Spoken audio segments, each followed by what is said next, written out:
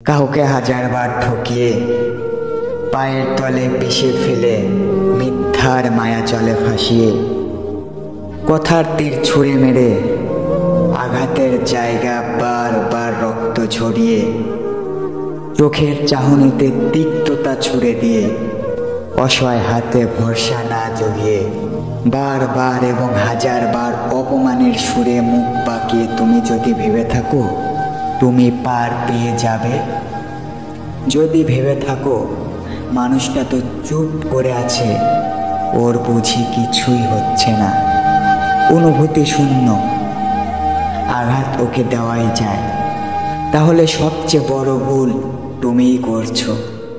কারণ তোমার জন্য অপেক্ষা করছে ভয়াবহতা। জানোই তো, যারা চুপ করে সয়ে যায় তারা অনুভূতি শূন্য নয়, আসলে ওরা বোকা নয় যে চেঁচিয়ে নিজের আত্মসম্মান খোয়াবে। ওরা নীরব, সবার অন্তরালে চোখের জল ফেলে। আর জানোই তো, নীরবে ফেলা চোখের জলের অভিশাপ কতটা ভয়ঙ্কর অনুভব করবে যখন গায়ে এসে লাগবে সেই অভিশাপ।